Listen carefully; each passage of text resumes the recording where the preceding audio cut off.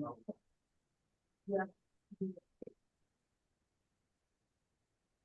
right, so I hope my screen is visible enough. Oh, Yes, yes. I'm ready. all right. All right, so George Philip Kadwa, and I'll be presenting on statistical analysis and discussion for tertiary business research. So basically, this is just business research, academic research, especially for postgraduates and also undergraduates. So this discussion is being derived from the earlier discussion that we had, which we focused on chapters 1 to 3 of the research proposal. So now we'll be moving just in a snapshot of chapter 4 and 5. Okay. So during this discussion, we'll be using this title and also objectives as our case study. So we'll be focusing on firms' internal factors influencing the performance of SMEs in Indonesia. So when I say SMEs, these are small and medium sized enterprises. In short, these are small businesses.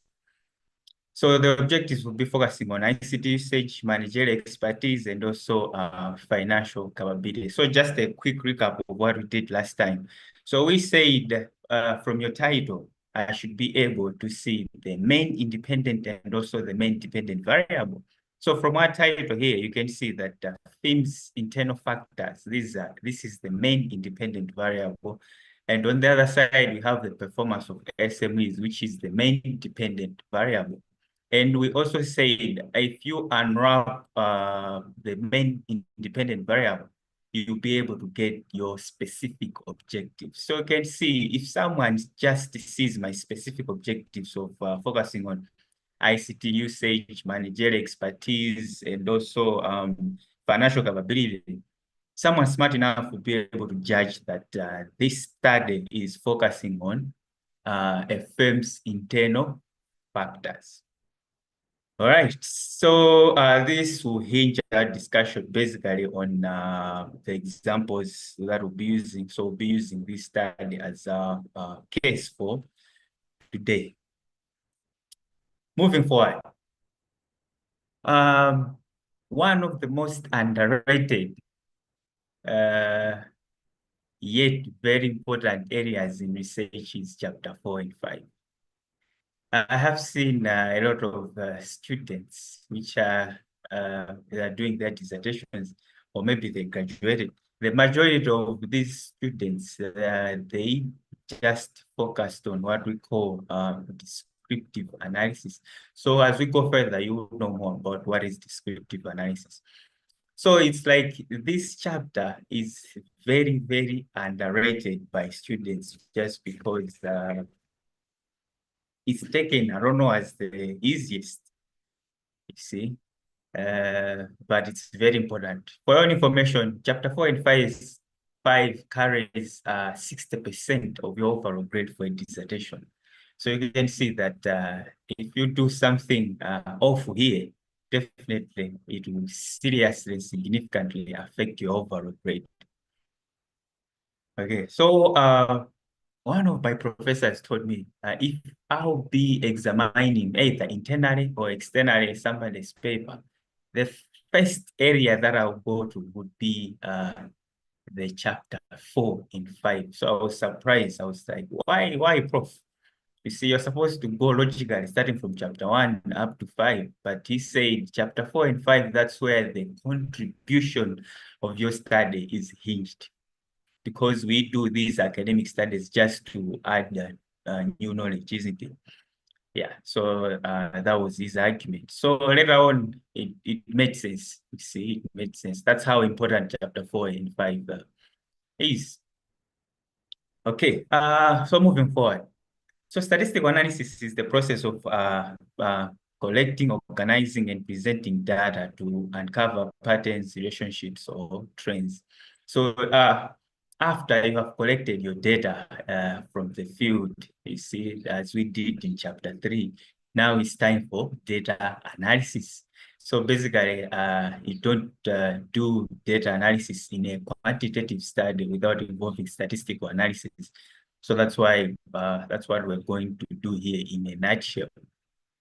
So statistical analysis has been grouped into two. So we have descriptive analysis, at the same time we have inferential analysis. So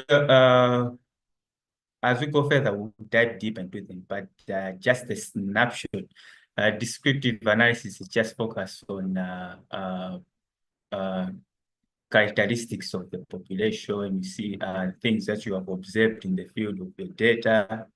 Okay. While inferential goes deeper than just the summarizing patterns and data. That's when we use complex and deeper statistical analysis.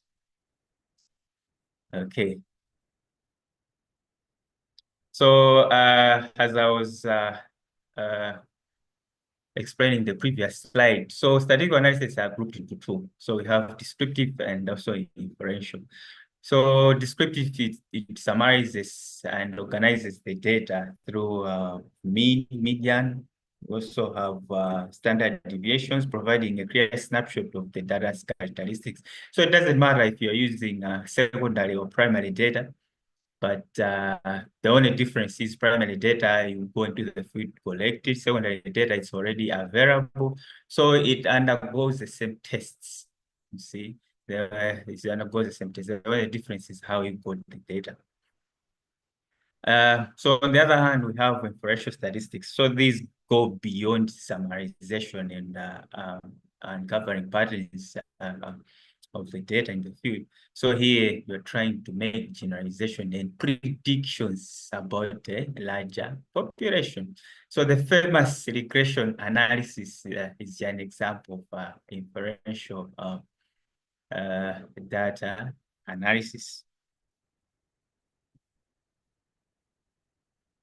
So before you start your data analysis, it's like you have to do quick checks to see if your data is fit enough for the analysis. So take this as an engine check. Before an airplane takes off, you see engineers have to check the engines. Are they okay? Is the aerodynamics in good condition? Electrical systems, are they working properly? Most importantly, the communication of the airplane. Because if these systems fail, trust me, and you are 30,000 feet into the air,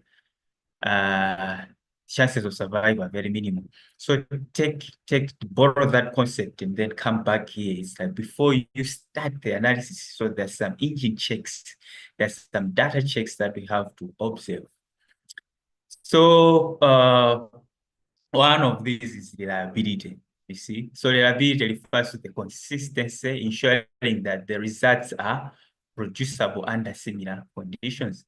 For example, if George Kadwa does the same study at the same time, if Dr. Lungu does the same study, or for example, if maybe James does the same study, will these people be able to get similar results? So that's the reliability of the study.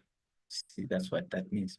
At the same time, we have validity. So it measures whether the tool accurately assesses what intended to measure.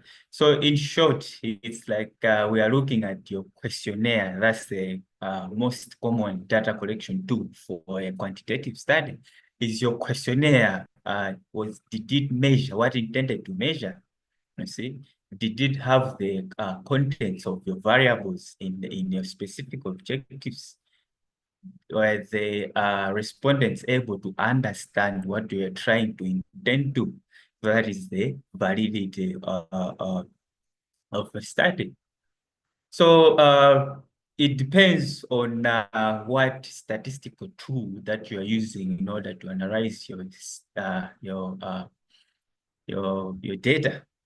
So if you're using SPSS, so basically this conversation is quantitative study, quantitative data analysis, just a recap. So if you're using SPSS, you see, the most common test which is used to measure reliability and validity is what we call Compass Alpha. You see, so you just have to make sure that the values in the Compass Alpha of your variables, they should be equal to or greater than 0.7, but less than 1.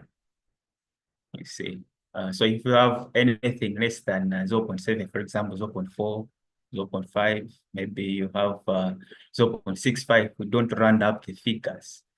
You see, yeah. So if you have something less than 0.7, it means that your data is not reliable or valid enough.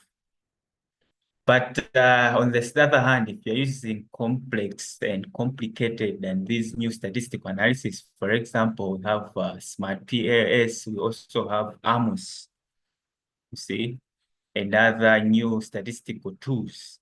Then we have we have new tests which are used to measure validity and reliability. So these are AVE, composite reliability. At the same time, you combine with Compass Alpha. So AVE, you just have to make sure that the values are above 0.5 for all your variables in the study. At the same time, composite reliability has the same threshold as Compass Alpha, so you have to make sure that the values for your variables, they are above or equal to 0.7. And before that, one of the most important aspects in these engine checks for your data is what we call data completeness. So you have to make sure that your data is complete. See, this is very important. This is very common. This is very common for secondary data, just because this data was used for other purposes, isn't it? Or maybe it was just readily available somewhere. So before you start your analysis, you have to make sure, is my data complete? You see, because if it isn't complete, you get errors, and most importantly, you not achieve your objectives. So still, we also have some rare issues whereby primary data is incomplete. If your data collection wasn't that stringent enough, you'll be able to get incomplete data set. So from there, we now go to normality. So normality is a check that we use to make sure that the data is normally distributed, as the name suggests itself. So remember, a normally distributed data has a bell-shaped. So if your data doesn't have a bell-shaped graph or diagram, it means your data isn't normally distributed. So the usual tests which are used here, we have kurtosis and also basing on the sample size. So under kurtosis, so it depends on your sample size. Some say it starts from -1 to +1. You see, depending on your sample size. On the other hand, when you're testing this using your sample size, it says Sari and also Saunders.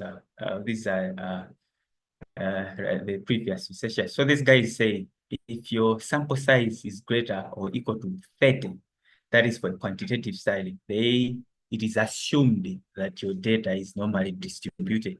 So that's why a lot of people, they bypass kurtosis and also other tests for testing normality, just because it is assumed that if your sample size is greater or greater than 30, it means your data is normally distributed.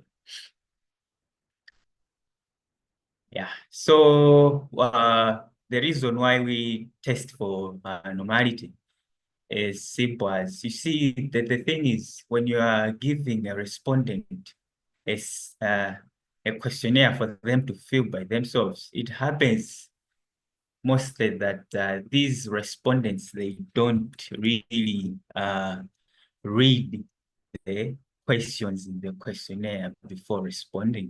So they just respond for the sake of that. They want to be done with you so that they give you the questionnaire. You see, or maybe you are dealing with, for example, SME owners, and then the owner is usually a busy person because he's the one overseeing everything for the small company. So it happens that the owner would give someone else, not himself, to answer the questionnaire.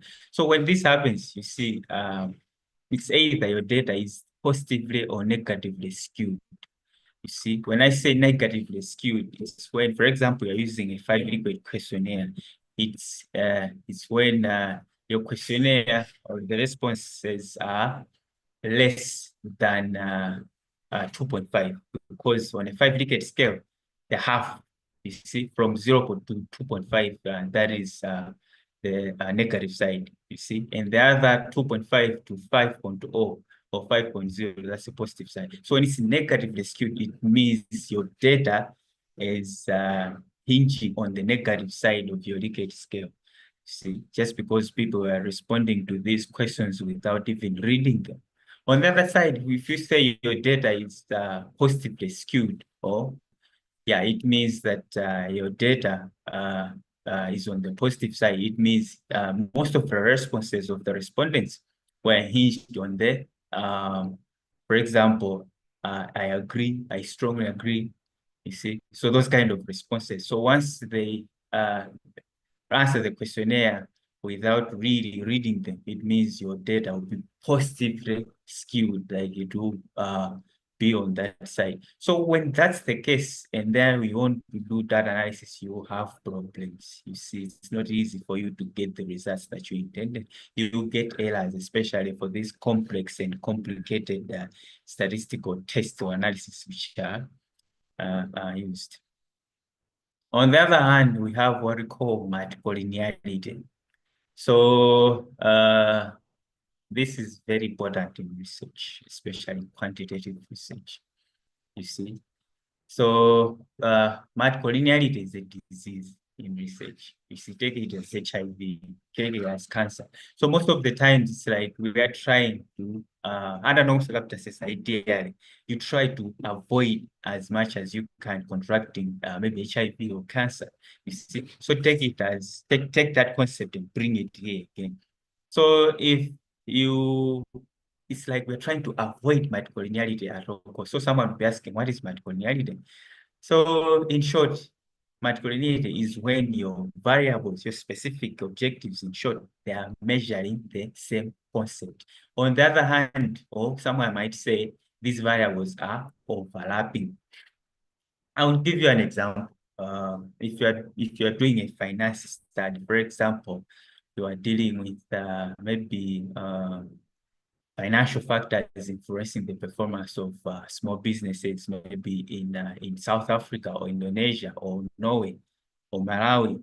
You see that someone might have specific objectives, isn't it? So one of the specific objectives would be, for example, financial skills. Someone will also look at the second objective, which would be working capital management, and the third objective, which would be cash conversion cycle. So for a financial analyst, you see that cash conversion cycle is an example of working capital management. So, and then you have put these as your specific objectives. So you can see that cash conversion cycle can go into working capital management. It's like they are overlapping, you see. So when that's the case, it means your study has multiple linearity. So once your study exhibits multiple linearity, trust me, no one will forgive you. This is a death wish. This is a suicide, you see. Yeah, so once this is observed, your study will not pass. So how do we know that our study has multiple linearity? So remember, in a quantitative study, this is not, we don't use subjective tests. We use standardized methods which have been already set. So we use the test to check for multiple linearity, you see. Yeah, so you just have to make sure that your values are between 0.25 to 5.0. That is what we use for multicollinearity test. So test. Yeah, so you have to make sure that your values are within that range. So once your VIF values are out of that range, that's when your study will exhibit multicollinearity. So we use VIF values or tests in order to test for multicollinearity. So you have to make sure that your values are between 0.25 to 5.0. Other scholars, they say 0.25 to 4.0. So it depends. But just make sure that they are within those ranges. So once your data is within those ranges, then you will be free from multicollinearity. You will be free from HIV and AIDS in research. So after doing these engine checks, now your airplane has been cleared for takeoff. So that's when you go to inferential statistics. So you see, descriptive, as I say, is simple. You see, this is something which each and everyone can do. You see, yeah, even a secondary school student can do a descriptive analysis. But for us, you see, tertiary students, doesn't matter if you're an undergraduate or postgraduate, now you have to undergo inferential statistics. So I've seen a lot of students stopping from descriptive statistics and then making recommendations, making implications just basing on descriptive analysis. So that is not right. You see, that is taking at your study is weak, you see. So you have to go beyond, you see, descriptive analysis. So this guy, as you can see on my screen, he said, without data, you are just another person with an opinion, you see. So this is when you become experts once you do inferential statistics, because descriptive is just, of course it's data, but it's weak. You see, you can't make generalizations from what you see from there, you see. But now you have to see, is what you're seeing significant enough? That's when the real fun comes in. So moving further. So for inferential statistics, as I was already said, you go beyond what you see in the field, what you see from the data. Now you use the complex statistical analysis. So the commonly used ones are chi-square, t-test, ANOVA, regression analysis. So regression, we have logistic, we have binary, and also have multiple regression analysis. So for a t-test, we are used to compare means of two groups. See? For ANOVA, you're trying to assess the differences among 3 or more groups of means. At the same time, we have the commonly used and my favorite regression analysis, so which is used to predict the relationship between independent and dependent variables. See. So once you are testing for maybe your dependent variable is categorical in nature. For example, it only has 2 outcomes, yes or no, male or female. So once that's the case, that's when you use logistic regression. On the other hand, when you're testing, when you have maybe one dependent and one independent variable, that's when you use simple regression. On the other hand, if you have multiple independent or multiple dependent variables, that's when you use what we call multiple regression, as the name suggests. You see, it is involving multiple variables. So these are just examples. We have others. We have correlation, you see, as chi-square, as I've already said. So once your study involves these kind of tests, that's when we say your study is robust enough, is strong enough to make generalizations to the broader population. So this is going beyond the descriptive analysis that we talked on earlier. So now, after you have done all the hard work, all the mathematics, all the complicated statistical analyses, you see, now you have to discuss your findings. So here, now you have to put your discussion in a layman's language. Remember, when you're writing a study, you're not just communicating to your supervisor or maybe your colleagues. Try to put it in a simple language whereby, for example, a small business owner, someone who maybe just went as far as primary school, maybe secondary school, those people can be able to get insights from your study. So that's why we have a discussion of the findings. Because if you are telling a small business owner, I did multicollinearity test, I did normality test, I did, for example, validity, reliability test. These people will be just looking at you. They'll be like, I think he is educated. But what are you trying to communicate? Basically, you'll be clapped hands, yes. But what have you disseminated? You find that 9. So that's why we have now a discussion of findings whereby you go beyond the numbers that you see in your study. After you did, for example, a hypothesis testing study under regression, you found maybe significant and insignificant variables. Now you have to go beyond what you see from the numbers. Now you have to put those numbers in weights so that when someone reads your paper, it doesn't matter how good or they are with statistics, they should be able to get something from your study, you see. So another thing which I've noticed, a lot of students, they just discuss their findings, maybe just telling us, maybe, for example, ICT usage was found to be maybe significant, and then they stop from there. You see, discussion is very important. It carries for over 20 marks in your study. So you have to, yes, now you can see that if something is carrying 20 marks in research, that's how critical and important it is.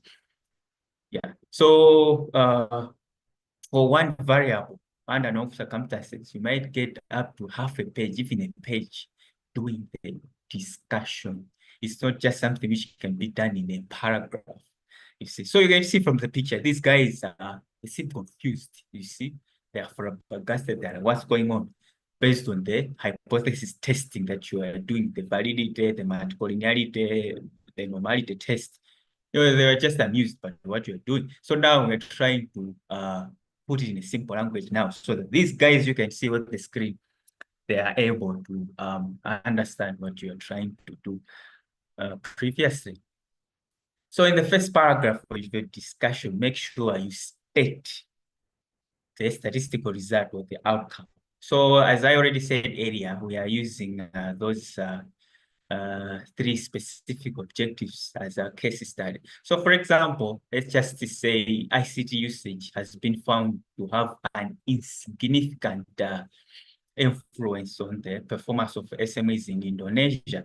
So you find that this is your statistical outcome. So when you say something is insignificant under normal circumstances, that's when you say the p-value of that variable of that outcome was greater than 0.05. That's a commonly used 95% confidence interval.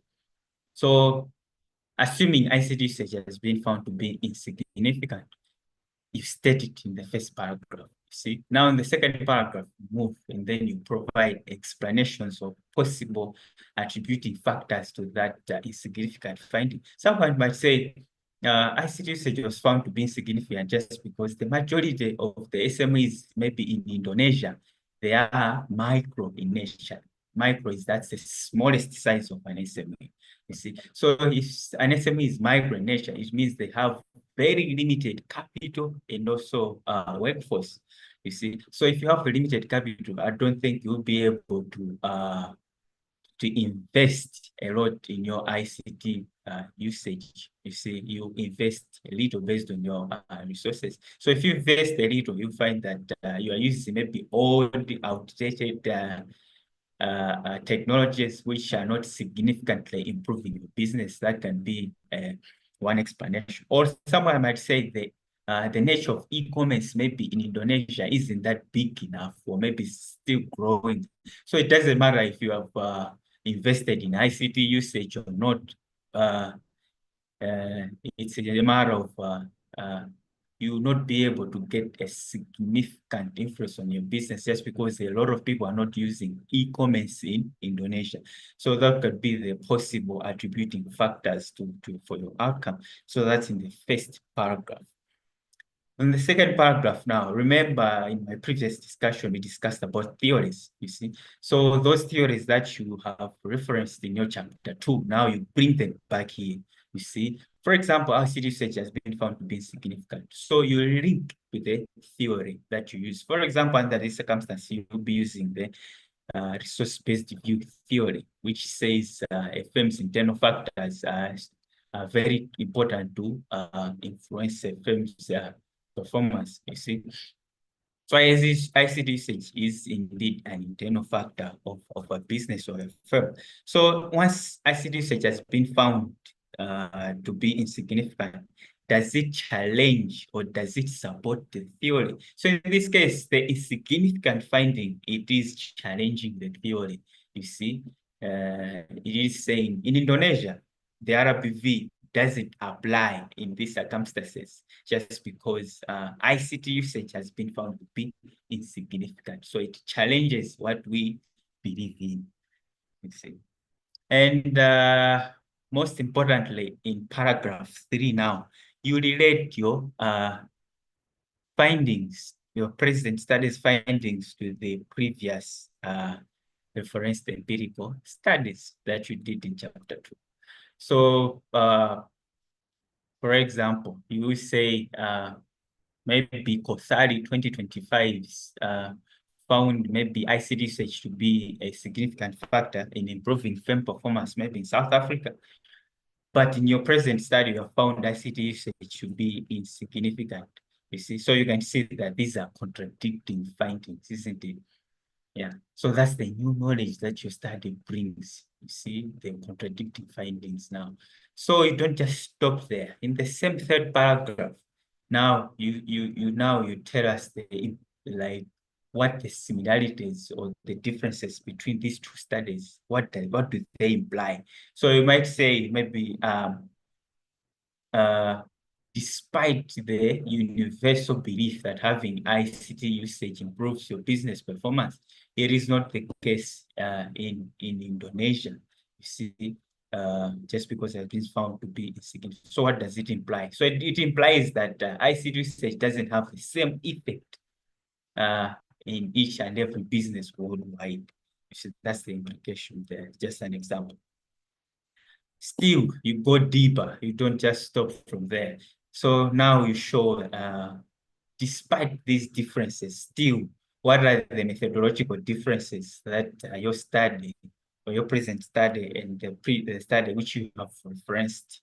Like what are the differences? For example, you might say maybe Kothari did his study in South Africa and maybe he focused on SMEs maybe in the retail sector. But in this case, maybe you're focusing on SMEs and maybe in the fast-moving goods, for example, or maybe electronics in the Indonesian market.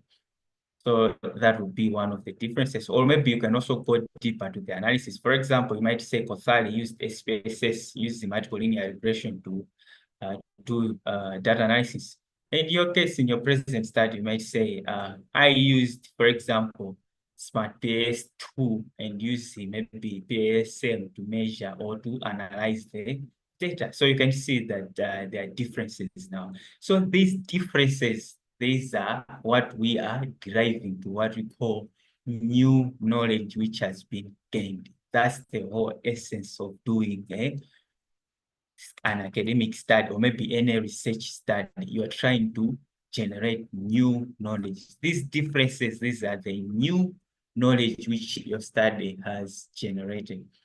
Yeah, because if you are getting similar results to the previous findings, it means there was no point of you doing the studies. Like you're just repeating what other people have done already. So you can see how complex and comprehensive a discussion findings can be. So one funny thing, you'll see that everything which is being discussed here is coming from your objective. You are answering your specific objectives. Moving further, now this is basically chapter 5 now. So one of the contents of chapter 5, of course, we have summary of the findings. So you just tell us maybe objectives, the methodology that you used, your findings, your recommendations, limitations, and also maybe the areas of further study in a paragraph, or maybe if you can, in 2 paragraphs. That would be the summary of your study. So moving to implications now. So these implications have been grouped into 4, as you can see. We have theoretical, methodological, policy, and also managerial implications. So on theoretical implications now, based on the findings that you have found, maybe you have found significant findings also in the same study. Now you try to tell us, like, what does it mean on the theory? See, as I did in the discussion, for example, found a significant variable. So most of the times, an significant variable it challenges the theory. It does not support the theory. While a significant finding, it does support the theory. So now you try to tell us, like, what does it mean in this context? Now moving to the methodological implication, now you are trying to compare your study to the previous findings. It's methodological. That's chapter 3. You see, so maybe you say previous studies, majority of them, they used SPSS for data analysis using maybe chi-square. In this case, I've used Smart PSM, or maybe AMOS utilizing CPSM. See, so this is the new knowledge methodologically that your study has found.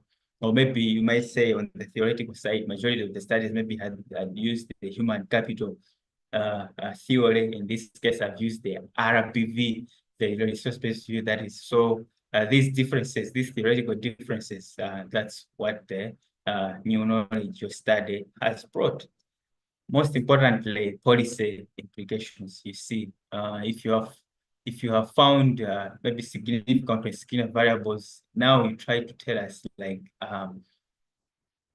what does it mean on the policymakers? You see, for example, here you might even go to your descriptive analysis. For example, under descriptive, you did maybe you had to put education as your variable, education level of the participants as your variable.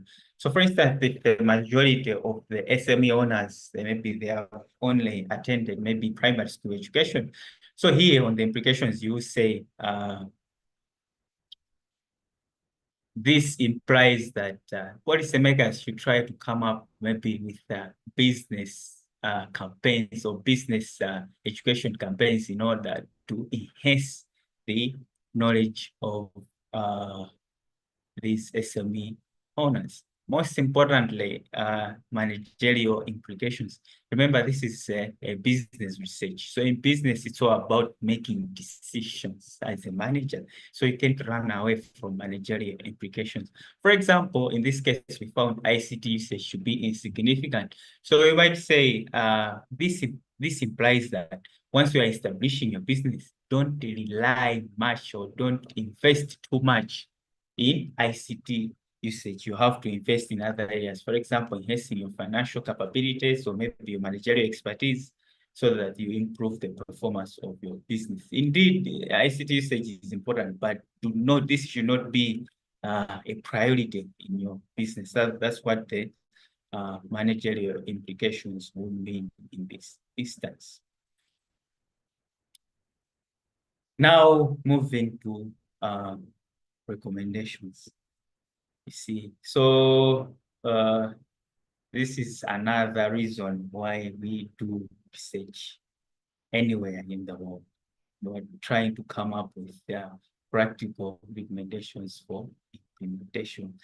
Please come up with recommendations which can be used practically. You see, don't come up with fictitious or maybe vague recommendations. You see, for your study. So this is also another area which is underrated by most students. You find that a recommendation is just maybe in a sentence, and it's even vague. You see, you have to put it in a way that when someone reads it, he or she will be able to implement it effectively in their business. Most importantly, these recommendations should be within the scope of your study. If you're dealing with SMEs in the retail sector of Indonesia, these recommendations should also focus on the SMEs or in the Indonesian retail sector.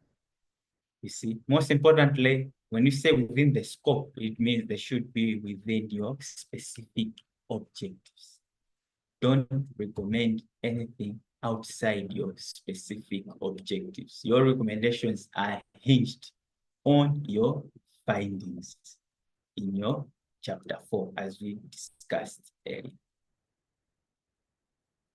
Now, moving to recommendations and also areas for future studies. You see, so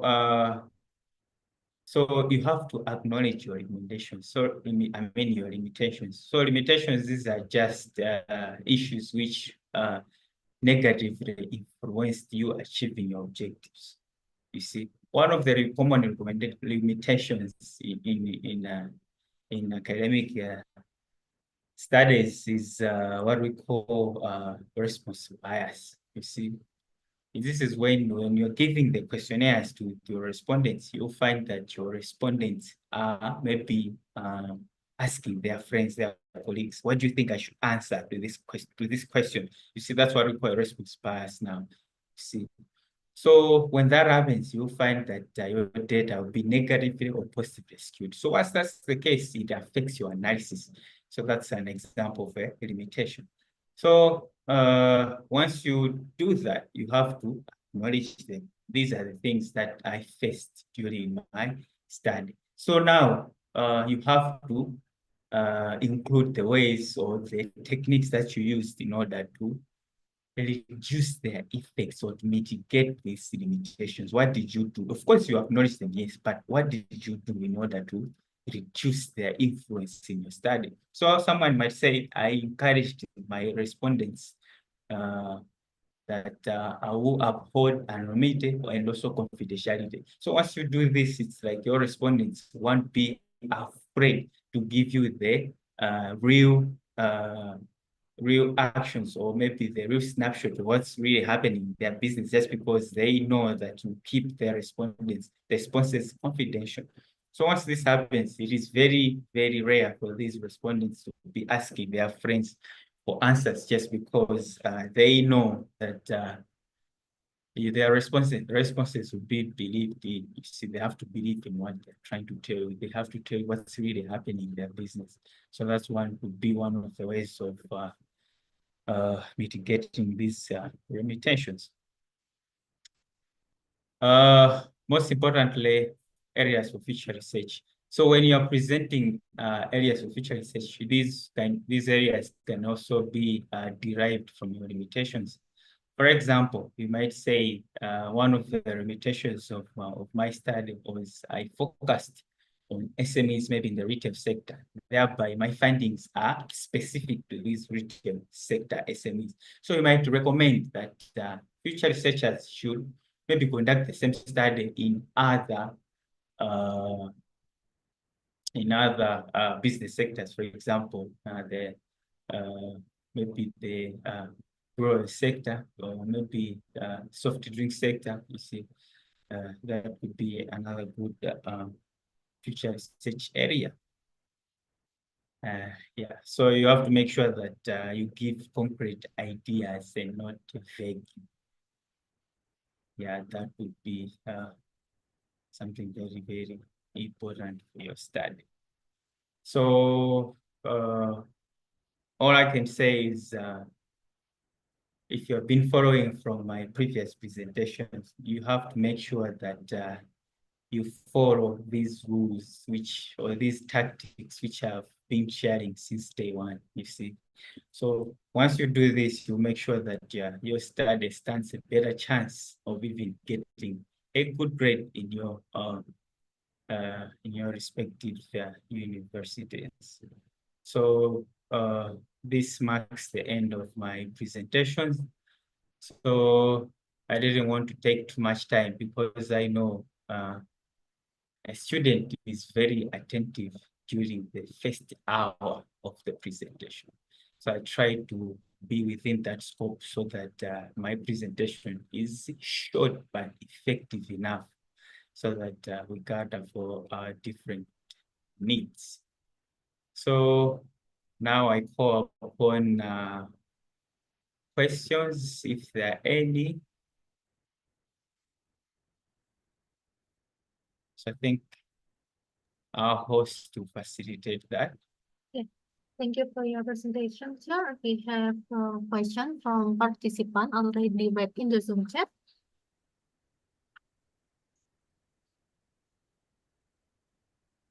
So I see my hem is saying in business research, we often encounter data that is not normally distributed.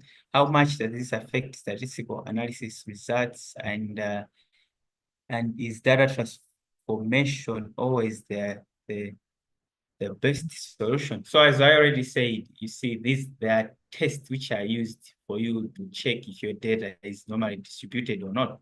So I mentioned of kurtosis and skewness as the statistical tests which are used. So remember, in a quantitative study, we don't just come up with solutions. We use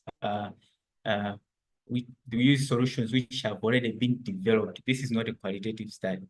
So once you use skewness and also kurtosis to test the normality of your study, this will help you. And if you are within the respectable or recommended ranges, you'll find that no one will question you for normality of your data. Most importantly, I already said previously that for Sari and also Sounders, these guys, they say, if your data has a sample size maybe of being greater or equal to 30, they say it is assumed that your data is normally distributed, just because this sample size is large enough to be inferred to the total population. And also I have another question here from Lendra. She is saying some researchers argue that statistical significance, a p-value, is often misused in business research. How can we ensure that our findings are not statistically significant, are not only statistically significant, but also meaningful in a business context? So Rendra, as you can see, all the engine checks that we are doing for our data, talk of validity, reliability, multicollinearity, normality. You see, all these tests, you do them before you even test if you come up with the hypothesis testing results. You see, so once you follow these stringent rules, people will trust your results because you have undergone different stages. But this happens when from descriptive analysis, you go straight to inferential and you go straight to hypothesis testing. This is when someone question your results. But if you follow these statistical analyses, you see, someone would say your data can be trusted enough. And also, we have a question from Jeandra. She is saying many business studies rely on linear regression, but real-world business problems are often more complex and nonlinear. Is the linear regression still relevant, or should we start shifting towards more complex methods like machine learning? So, Jeandra,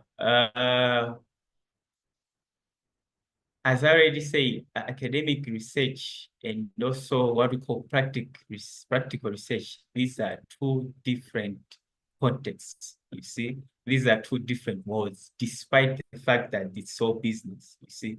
In an academic sector, we are focusing on coming up with new knowledge, which should be generated, you see. On the other hand, on the practical business arena, we're now trying to come up with solutions from what people are facing in their everyday lives, you see. So if you are in academia, you see, we still follow the stringent aspects which are used in chapter 4 and 5. It is not really necessary for you to move to more complex methods like machine learning unless otherwise for your university. But under normal circumstances, once you follow the stages which I have showed you, when you're doing chapter 4 and 5, trust me, that is enough. And what we focus on is on the new knowledge which will be gained. You see, you're not trying to come up with a medal so that you go to Mars, or maybe you come up with a nuclear reactor. No. You're now just trying to generate new knowledge that is in academia. That's where you, Chandra, and me we are in academia. But if you're in the practical business world, that would be completely different. And I would recommend you to use the machine learning which you are suggesting. We also have a question from Heiko. How can we differentiate between correlation and causation in business research? What are the key indicators that suggest a truly causal relationship rather than just coincidence? So you see, correlation and also causation. Correlation is part of an inferential data analysis, while causation, this is broad. It can also be linked to a research design. You see, so to answer your question, correlation is just shows how if there is a relationship between your variables, but it does not show if that relationship is significant or not. That's correlation. On the other hand, causation, I would put it in a way of it goes beyond correlation. This is when you are using tests like regression, you see. Now that's when you'll be able to see that this independent variable is causing this dependent variable. That's when you use regression. That's when you see the significant influences of your different relationships. So the key indicators suggest that the truly causal relation rather than just coincidence. So when you do something complex like regression, that's when the p-values and other tests will be able to tell you that your relationship is significant enough and it's not just a coincidence. See, that depends if you have used the various stringent stages which I talked about earlier. You see, the challenge is most of the students, they just go straight to hypothesis testing instead of following the stages, for example, validity, reliability, multicollinearity, normality. So that's why their results are usually questioned. I hope I've answered your question, Heiko. Okay, thank you for answering. I guess no one else has to again, sure. Yeah, before I proceed, for our participant, please open your camera. I will take a picture on the phone of 3. Okay, 1, 2, 3. Okay, another 1, 2. Thank you for your contribution. Finally, we come to the end of visiting lecture today. We would like to thank you for Mr. Kadwa for the wonderful information and sharing your knowledge. We hope this information will be beneficial for our participants. At least we hope for collaboration in the future with them institution, the Baptist University Malawi. The visiting lecture for today and here we appreciate you. Thank you. And